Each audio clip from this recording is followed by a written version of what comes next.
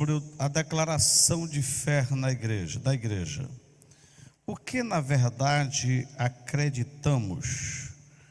O que na verdade cremos? O que na verdade defendemos e pregamos? É o 8º estudo no que diz respeito aos pontos do nosso credo, e é a 9ª terça-feira. Hoje nós vamos estar falando sobre a igreja, corpo visível de Cristo.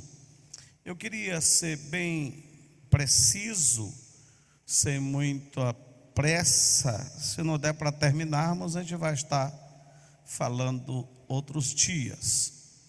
E queria que você absorvesse esse estudo com muita propriedade.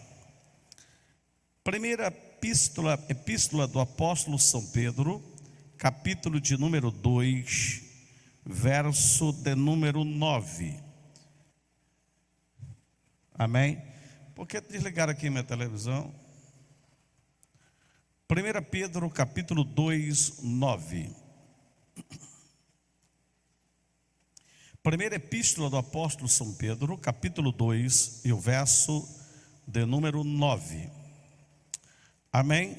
Diz assim a palavra de Deus: mas vós sois a geração eleita, o sacerdócio real, a nação santa, o povo adquirido, para que anuncieis as virtudes daquele que vos chamou das trevas para a sua maravilhosa luz.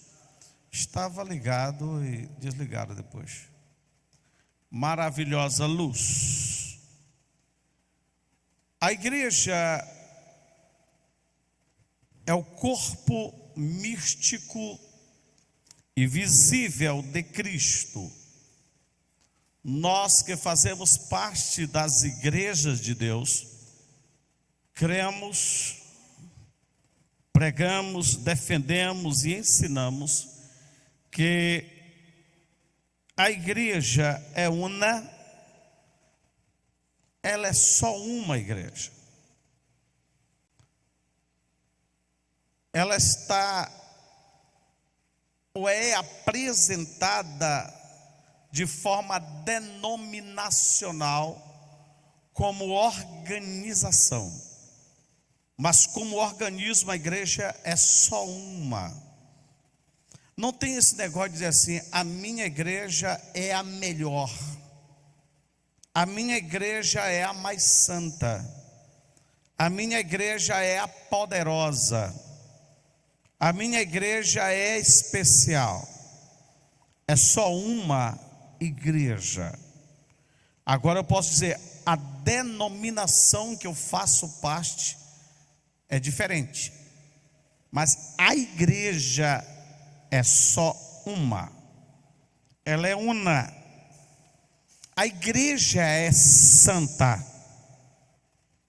Não tem como você encaixar dizendo: a igreja está impura, a igreja está em pecado, a igreja está corrompida. Não, a igreja do Senhor, ela é santa. Quem está comigo aqui? Ela é santa.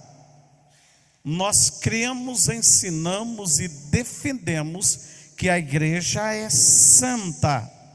É uma igreja, a igreja de Deus, ela é universal. Quando eu falo universal, vem de uma palavra latina chamada católica. É porque ela está em todos os lugares e é formada de tribos, línguas e nações. Por isso que ela é uma igreja que está em toda a terra. Nós defendemos que a igreja é o corpo de Cristo. Ela é místico porque ela está em todas as denominações, ela é visível pela manifestação da cabeça, que é Cristo Jesus, o nosso Senhor. A igreja, ela é coluna e firmeza da verdade. Quem está comigo aqui? Na igreja, uma das agências da terra, um dos grupos da terra, uma das aglomerações de apresentações físicas na terra, que tem o direito, a obrigação, a necessidade de viver, pregar a verdade, é a igreja. É a igreja. A mentira não faz parte da sua forma de ser. A igreja é coluna e firmeza da verdade. A igreja é a assembleia dos fiéis, reunidos em todas as eras, em todos os lugares, chamado do mundo pelo Espírito Santo para seguir a Cristo e adorar o Senhor. Por isso que o apóstolo Pedro diz que ela é uma geração eleita, é um sacerdócio real, é uma nação santa, é um povo de propriedade exclusiva de Deus, e tem uma missão: anunciar as virtudes daquele que os chamou das trevas para a sua maravilhosa luz. Em 1 Coríntios 12, 27, o apóstolo Paulo diz: ora, vós sois o corpo de Cristo e seus membros particulares. Eu sozinho não sou a igreja. Você sozinho não é a igreja. Nós somos a igreja. Você, se não for a misericórdia de Deus, você vai para o inferno, mas a igreja nunca vai perecer, porque as portas do inferno não prevalecerão contra ela. O homem não pode dizer eu sou a igreja, mas nós podemos dizer, nós fazemos parte. Nós fazemos parte desta igreja, nós somos o corpo e seus membros em particular. Em 1 Timóteo 3,15 diz: mas se tardar para que saibais como convém andar na casa de Deus, que é a igreja do Deus vivo, a coluna e firmeza da verdade. Hebreus 12 e 23 diz: a universal assembleia, igreja dos primogênitos, que estão escritos nos céus, e a Deus, o juiz de todos, e aos espíritos dos justos aperfeiçoado. A igreja de Deus tem sua natureza e atributos muito bem definidos pela palavra de Deus. A Bíblia Sagrada, as Sagradas Escrituras, a nossa regra de fé e prática. A igreja, ela não se baseia, ela não é orientada por nenhuma outra escritura, por mais best-seller que seja o livro, a não ser a palavra de Deus. A Bíblia Sagrada é o livro de pesquisa, de estudo, de orientação, de direcionamento, é a nossa bússola, é o nosso mapa de viagem, é a palavra de Deus. Qualquer estudo, referência, orientação, direcionamento que não esteja dentro das Escrituras é lixo, não vale, não tem nenhuma credibilidade, porque a palavra de Deus, que é a regra de fé da igreja, é ela e por ela que a igreja vive. Diante disso, quero deixar 2 pontos que falam muito do porquê a igreja existe e é sustentada por Deus. Primeira palavra igreja vem de um vocábulo grego chamado eclésia, que é chamados para fora. Havia uma tradição dentro dos povos antigos, que eles, quando queriam chamar os anciãos da cidade, as pessoas que decidiam pela cidade, para uma assembleia ou um tipo de conselho, eles tocavam uma trombeta e chamavam todos. Aquela trombeta tinha um sentido, um toque específico e era conhecido de todos. E quando aquela trombeta tocava, todos os anciãos da cidade, os cabeças das cidades, que eram os pontos de referência da cidade, eles saíam naquele grupo e se organizavam em um tipo de assembleia. Assim foi que Jesus considerou a igreja, quando ele fala em Mateus: ei, esta é a minha igreja, e as portas do inferno não prevalecerão contra ela. E quando ele diz chamados para fora, ele está tirando do judaísmo, está tirando do mundo, está tirando das trevas, e ele está transportando do reino das trevas para a sua maravilhosa luz. Este ato de sair, este ato de ficar fora, é chamado de igreja. Esta palavra, em sua distinção simples, tem este significado, porém em um contexto mais amplo era usado para um grupo de pessoas chamado para fora do polis, da igreja, da cidade, escolhidas para um propósito específico. Isto tem muito a ver com o que a igreja é. Com o que a igreja é.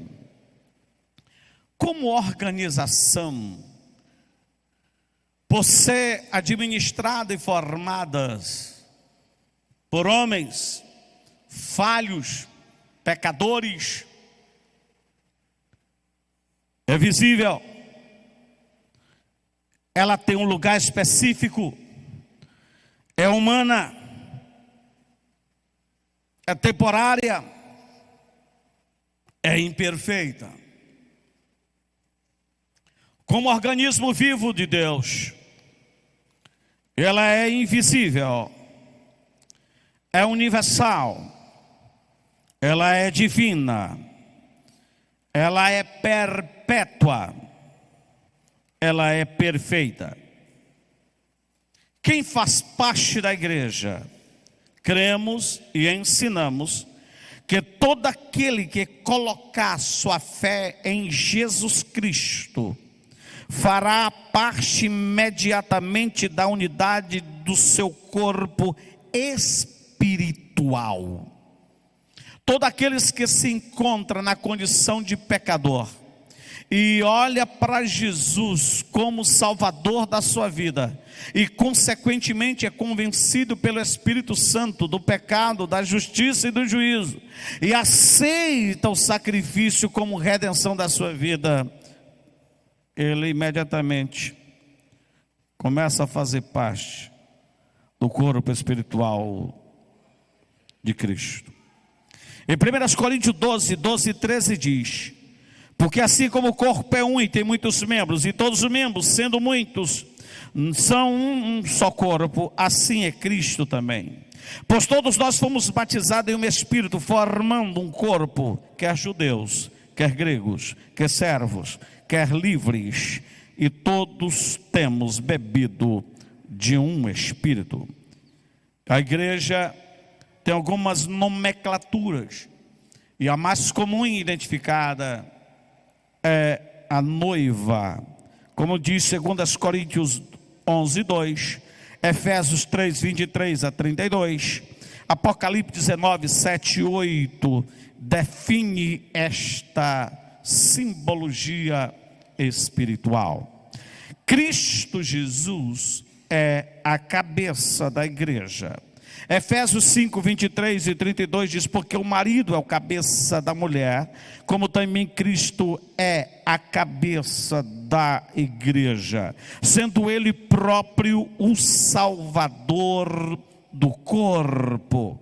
Efésios 4:15 diz: antes, seguindo a verdade e amor, cresçamos em todo naquele que é a cabeça, Cristo Jesus. Colossenses 1:18 diz: e ele é a cabeça do corpo da igreja, é o princípio primogênito dentre os mortos, para que tudo tenha, em tudo tenha a preeminência. Cristo é. E quando começou, pastor? Reconhecendo que ela é perpétua, reconhecendo que ela é eterna, cremos e ensinamos na igreja de Deus, que a igreja, o corpo de Cristo, começou formalmente, como um ato inaugural, no dia de Pentecostes. No livro histórico de Atos, capítulo 2, verso 2, de 1-21, 38-47, encontra um relato do início da caminhada e missão da igreja. E a igreja, ela foi edificada por Cristo, estará de pé, numa promessa que jamais será abalada e destruída em sua existência. Há uma promessa perene, porque o seu Salvador é Cristo, o seu Senhor é Cristo, a sua cabeça é Cristo, e como nele há a eternidade, ato eterno, assim também foi direcionada a igreja. Como se estabelece a igreja?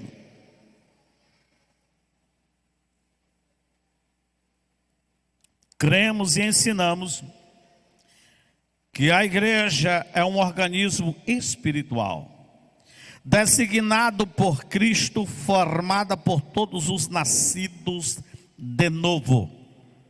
Em Efésios 2, 11-14 diz: portanto, lembrai-vos de vós, noutro tempo erais gentios na carne, e chamados incircuncisão, pelos que na carne se chamam circuncisão, feito pela mão dos homens, que aquele tempo estáveis sem Cristo, separados da comunidade de Israel, e estranhos às alianças da promessa, não tendo esperança e sem Deus no mundo, mas agora em Cristo Jesus, vós que antes estáveis longe, já pelo sangue de Cristo chegaste perto, pelo que ele é a nossa paz, o qual de ambos os povos fez um, e derrubando a parede de separação que estava no meio. Em Efésios 3:6 diz: a saber que os gentios são corredeiros e de um mesmo corpo, e participante da promessa em Cristo,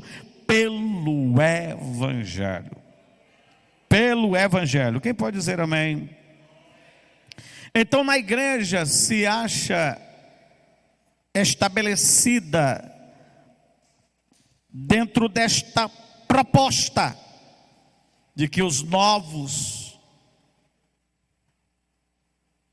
as novas criaturas, as pessoas que nasceram de novo, que aceitaram a Cristo como Salvador, agora fazem parte desta Assembleia dos Santos. Como diz Colossenses 1:2, Os santos e fiéis irmãos em Cristo que estão em Colossos, a vocês graça e paz da parte de Deus nosso Pai e de nosso Senhor Jesus Cristo. Como se identifica a liderança da igreja? A liderança da igreja, cremos ensinando que o líder deve dirigir a igreja como servo de Cristo. Servos de Cristo. E como eles têm autoridade divina na direção da igreja, espera-se que a congregação entenda e compreenda esta liderança. Hebreus, escritor dos Hebreus 13, 7 e 17, traz essas recomendações. Lembrai-vos dos vossos pastores, que vos falaram a palavra de Deus, a fé dos quais imitai, atentando para a sua maneira de viver. Obedecei os vossos pastores, sujeitai-vos a ele, porque vela por vossas almas, como aqueles que hão de dar conta delas, para que eu faça com alegria e não gemendo, porque isso não vos seria útil. A igreja, ela tem a sua forma de liderança específica. A liderança da igreja não é imposta, não. A liderança da igreja, ela é direcionada. É Deus que põe, é Deus que levanta, é Deus que dá, é Deus que faz. Muitos hoje que têm sido chamados por Deus e tem sido um problema na igreja, é porque eles estão no lugar errado aonde Deus os chamou para estar. Efésios capítulo 4, verso 11, apresenta isso. Como diz, e ele deu uns para, aí vem, apóstolo, profeta, evangelista, pastores e mestres. Esses dons ministeriais têm as suas atividades específicas. O apostolado, bem como o profeta, bem como o evangelista, o pastor e o mestre, tem sua atividade específica. O problema é que muitos têm assumido uma atividade que não lhes compete, e em vez de ser bênção, se torna uma. Qual o padrão hierárquico da igreja? Cremos e ensinamos como padrão e o sistema eclesiástico hierárquico utilizado pelas igrejas congregacionais. Ela se define onde a voz da decisão e da assembleia é ela que dá o coro final, e os vínculos organizacionais de articulação a partir do nível da igreja local, aonde está sede as congregações. Os sistemas da hierarquia da igreja estão divididos em congregacional, episcopal e presbiteriano. O sistema administrativo presbiteriano da organização é um grupo de presbítero que administra a igreja, tanto a parte doutrinária como eclesiológica administrativa. E o pastor, ele é o contratado para pregar. Ele é um funcionário da igreja. Então ele é contratado para ministrar tantos domingos no mês. Ele é contratado para trazer tantos cultos de ministração no mês. Assim funciona a igreja presbiteriana, a não ser que ela contrate o pastor para que ele seja oficialmente, como qualquer funcionário, ordenado para as suas atividades da igreja. Isso se define a sua atividade. A igreja episcopal é aquela que está dividida com bispo ou apóstolo, lá em cima, o bispo, apóstolo, e vem descendo pastores, e as demais funções eclesiásticas são como uma escada ministerial. Bispo, apóstolo, bispo, pastores, evangelistas, presbíteros, diáconos, cooperadores, obreiros e assim sucessivamente. O congregacional, a razão como deve ser o congregacional, que é a forma da igreja, temos o pastor como líder, o orientador, tem o corpo administrativo da igreja, tem o corpo eclesiástico da igreja e tem a assembleia da igreja. O pastor definindo alguma coisa, levando a ideia da igreja, passando pelos seus líderes, passando pelo corpo de ministério da igreja, passando pelo corpo de presbitério, diaconal. Mas se for para a igreja para o voto e não passar pela igreja, todos os demais departamentos perdem a sua autoridade. Porque o corpo geral da igreja, da congregação da igreja, da assembleia da igreja, tem a maior voz. Como é a igreja da missionária? É uma igreja assim. É uma igreja congregacional. É? E a maioria dos irmãos não sabe. Quando se vai para a votação, se define isso. Aceita, aceita. Não aceita, não aceita. O corpo geral é que define isso. Como o pastor é muito argumentador, aí tem ganhado quase tudo. 99,9%. Mas quem define é a congregação. É o corpo congregacional. As igrejas de Deus não têm uma convenção regente. A igreja de Deus tem um conselho regente.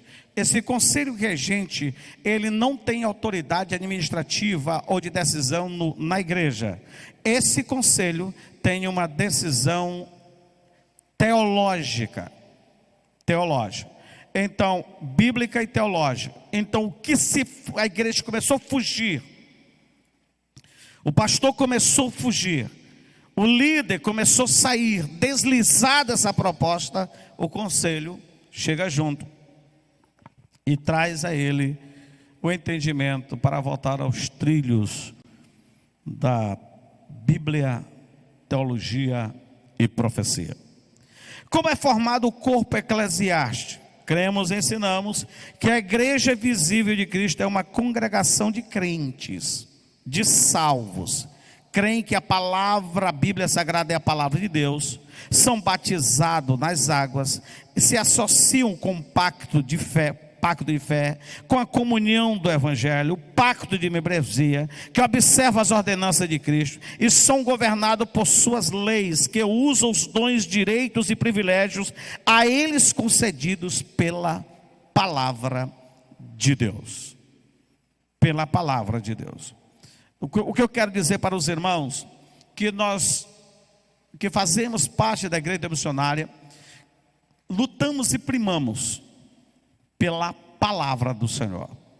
Amém? Nenhuma outra atividade nos nossos cultos pode sobrepor a palavra de Deus. A palavra de Deus, não tem essa. Não tem como sobrepor a palavra de Deus. E a mão do Senhor era com eles, e o grande número creu e converteu o Senhor. Diz em Atos 11, 21. 1 Coríntios 4, 17 diz: por esta causa vos mandei Timóteo, que é o meu filho amado e fiel no Senhor, o qual vos lembrará dos caminhos em Cristo, como por toda parte ensino em cada igreja. Atos 2, 41 e 42. E perseveraram na doutrina dos apóstolos, na comunhão, no partir do pão e nas orações, e em todas as almas, a alma havia temor. E muitas maravilhas e sinais se faziam pelos apóstolos, e todos que criam estavam juntos e tinham tudo em comum. Assim se procede a igreja. A igreja tem duas ordenanças básicas que muito tempo foi se chamado e conhecido como sacramentos, que é o batismo em águas e a Santa Ceia, ou a ceia do Senhor. Esses dois temas nós vamos estar ministrando em duas terça-feiras diferenciadas. Uma exclusiva para o batismo em águas e a outra direcionada e exclusiva para a Santa Ceia. Então eu queria que vocês te formasse as perguntas, questionamentos sobre batismo em água, sobre Santa Ceia, na próxima terça-feira estamos falando sobre o batismo em águas, e na outra terça-feira estamos falando sobre a Santa Ceia. Daremos estudos divididos sobre estes dois assuntos. Qual o principal propósito da igreja? Cremos e ensinamos que o principal ou propósito fundamental da igreja se identifica com o de Deus, o qual é procurar e salvar o perdido. A igreja que não evangeliza, ou não tem uma veia evangelística, ou não faz uma ação de evangelismo, ela pode ser tudo, mas não é uma igreja evangélica. Ela pode ser uma organização dos crentes, uma associação, mas não é uma igreja evangélica. Uma igreja evangélica, ela é identificada porque ela prega o evangelho. Uma igreja evangélica, ela é identificada porque ela busca os perdidos, evangeliza os perdidos. A igreja evangélica, ela é identificada porque ela discipula, batiza e também dá ceia como comunhão, e tem dentro de si um tratado de amor de Deus. Essas são as propostas da igreja, o propósito da igreja. Basicamente, o principal propósito da igreja está ligado à sua missão, que pode ser vista em dois aspectos. Primeiro, a missão fundamental da igreja é anunciar o evangelho. Ela deve proclamar ao mundo que Jesus Cristo é o único Senhor e Salvador, explicando que através da sua obra redentora, Deus convida aos pecadores ao arrependimento e à vida eterna. Essa missão foi dada à igreja pelo próprio Jesus, dizendo: portanto, ide, fazei discípulos de todas as nações, batizando-os em nome do Pai, do Filho e do Espírito Santo, como está escrito em Mateus capítulo 28 e verso 19, e outros termos como Mateus 24, 14, Marcos 16, 15, Mateus 24, 47, 48, João 20, 21. O apóstolo Pedro ressalta que a igreja foi chamada para anunciar o texto que eu li, para proclamar as virtudes daquele que os chamou das trevas para a sua maravilhosa luz. Por meio de que a igreja é orientada? Cremos ensinando que a igreja orientada, a igreja de Deus procura se assemelhar em tudo aos padrões apostólicos do Novo Testamento, enfatizando tanto uma vida cheia do Espírito Santo. Nós que fazemos parte da igreja de Deus, definimos que uma vida cheia do Espírito Santo não é pelos dons que ela se manifesta. Vou mexer um pouco com vocês. O camarada não é cheio do Espírito Santo porque expulsa o demônio. O camarada não é cheio do Espírito Santo porque ele cura enfermo. O camarada não é cheio do Espírito Santo porque ele profetiza, porque ele fala línguas, porque ele interpreta línguas, porque ele tem os dons de curar. Não. O camarada se manifesta uma vida cheia do Espírito Santo quando o fruto do Espírito é manifesto na sua vida. Vocês estão comigo ou estão com medo? Quando o fruto do Espírito se manifesta em sua vida: amor, paz, alegria, mansidão, bondade, benignidade, longanimidade, e tem a fidelidade e domínio próprio. Quando a pessoa tem isso na sua vida, aí sim,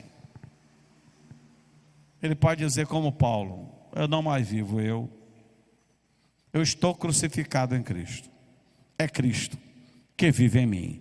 A manifestação que sai da minha vida é do Espírito Santo. Quem pode dizer amém?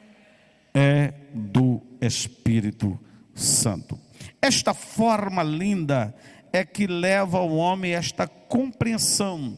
Por isso ressaltamos a importância da igreja local, da igreja organização, de um aprofundamento na palavra, balanceando com a procura do manifestar de Deus, dos dons de Deus, encorajando a todos os crentes que sejam batizados no Espírito Santo e sejam cheios do Espírito Santo.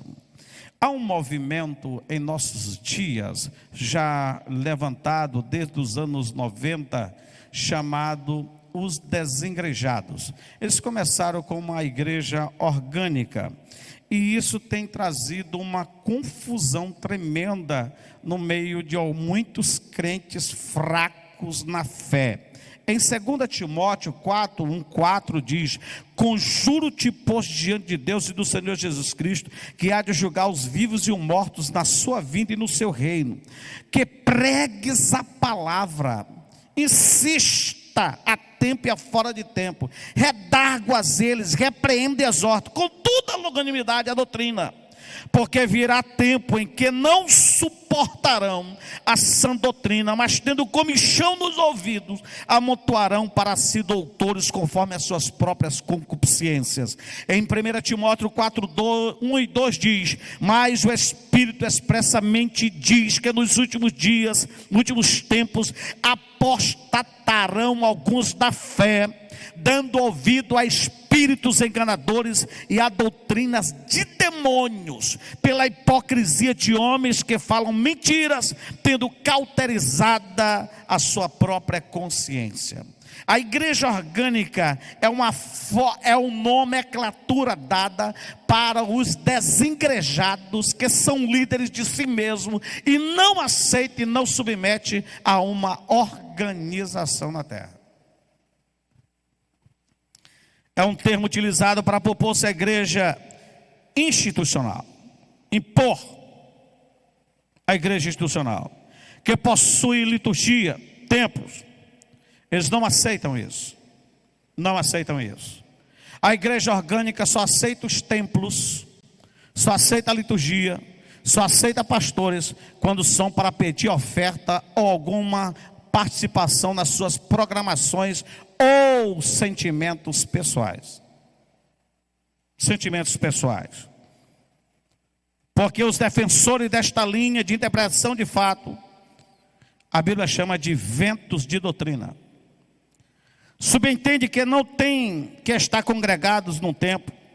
São a ordem de uma instituição, não estão debaixo de uma liderança, mas todos que fazem parte da igreja como organismo vivo, eles dizem que são eles, de forma distinta e pessoal, a igreja.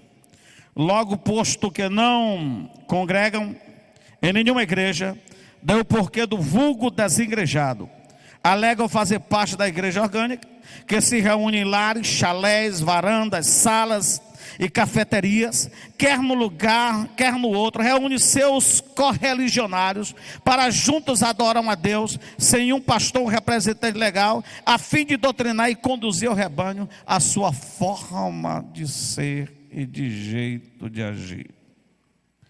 A comunidade ictus, que é chamado de peixe em grego, que se reúne como igreja orgânica no artigo Vivendo Organicamente, ele ressalta: a forma de uma igreja orgânica expressa a própria vida da igreja, tal como a forma do corpo humano expressa a vida do homem.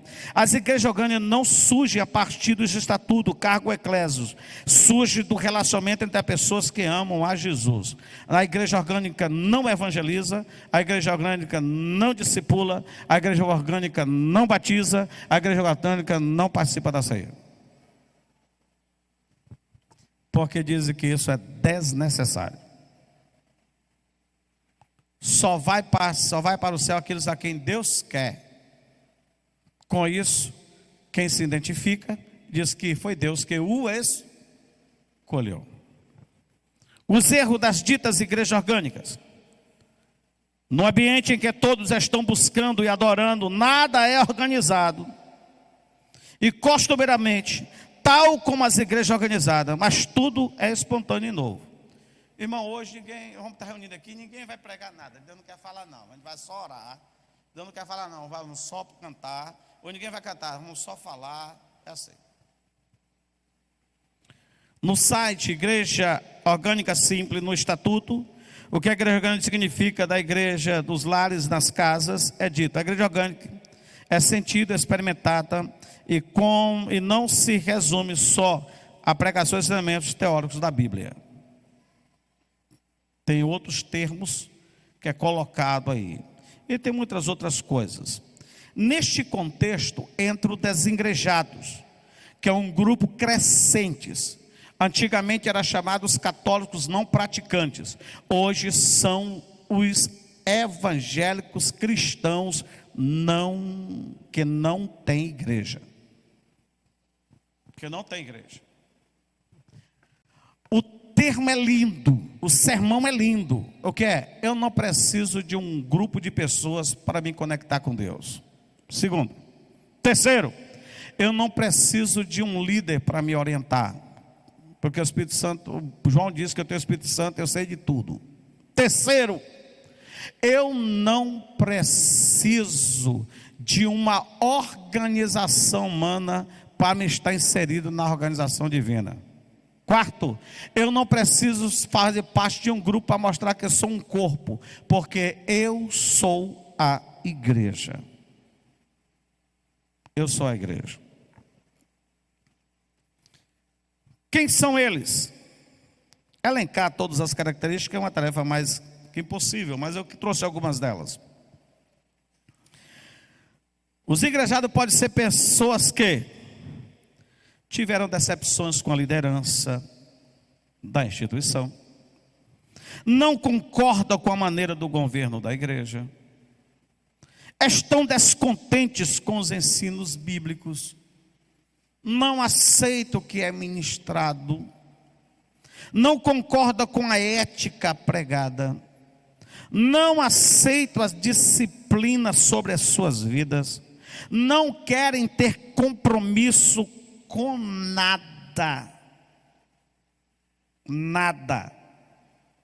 defende sua designação ou definição de igreja como a definição mais autêntica e bíblica, foram criados na igreja evangélica, mas nunca tiveram uma experiência real com Cristo, nunca, continuam crendo em Cristo, e em partes isoladas da Bíblia, que selecionaram como verdade para si mesmo, ao seu bel prazer, não frequentam regularmente, mas usam a igreja que criticam para educar seus filhos, na escola bíblica dominical infantil, e muitos deles não deixam que seus filhos estejam longe do grupo eclesiológico, porque sabe que é dentro da igreja que eles encontram os fundamentos da fé.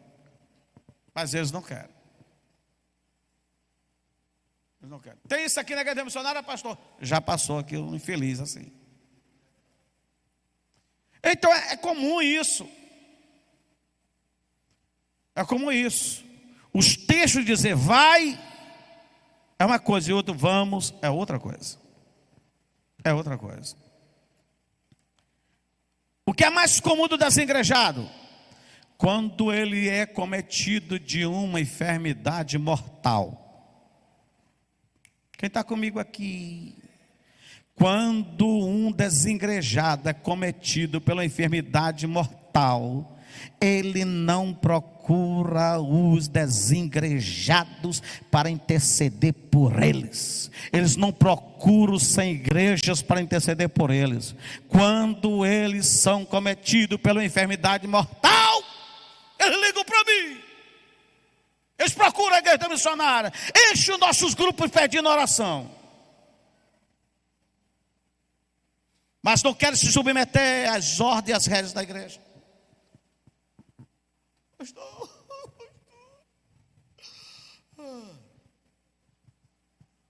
E vamos orar por você. Deus vai te abençoar.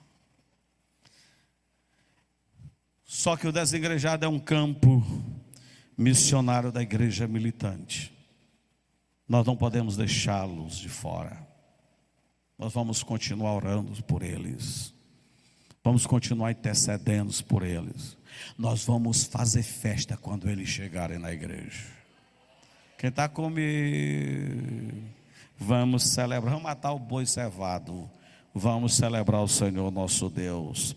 Entendo motivos de muitos desengrejados. Eu entendo e em alguns casos concordo com a avaliação deles sobre vários aspectos da igreja institucional.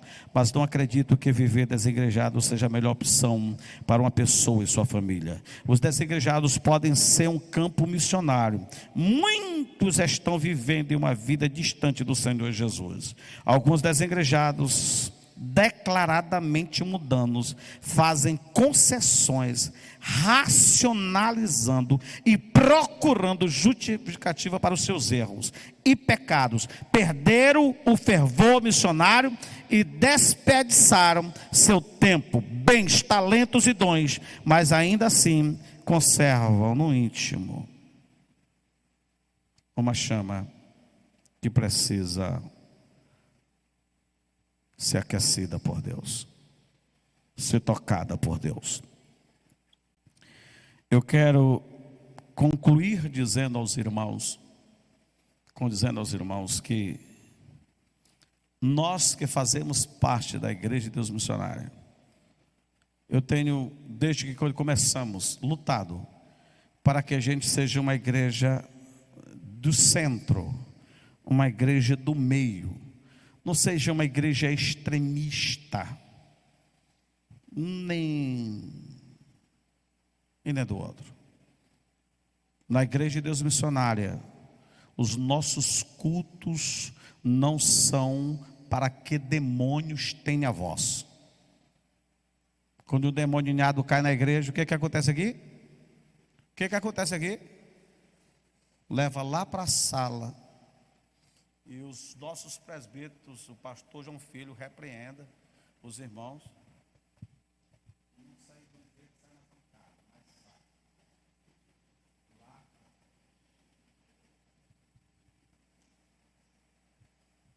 Nós não fazemos cultos com demônios. A igreja faz culto com o Espírito Santo para adorar a Deus. As nossas ministrações de cura não é para que o testemunho e a cura seja maior do que o curador e o ministrador do milagre. A nossa fé não é maior do que o poder da palavra de cura. É esta essência que eu quero que os irmãos vivam e compreendam. Se definam como ela e tenham esta consciência espiritual. Eu estou aberto. Eu, pastor Costa, sou aberto. Quantas macharreis já tive dentro de alguns conceitos meu pessoal. Mas me traga a Bíblia. Me traga a Bíblia. Me confronte com Bíblia. Não vem com achismo, não vem com fire. Me traga a Bíblia. Me traga a Bíblia. Trazendo Bíblia é uma coisa. Agora, eu tenho meu conceito, você tem meu conceito. Mas não, me traga a Bíblia. Não vamos ser besta em cair numa bitola de entendimento e não trazer para nós o entendimento de uma verdade. Certo? A Bíblia Sagrada é esta fonte.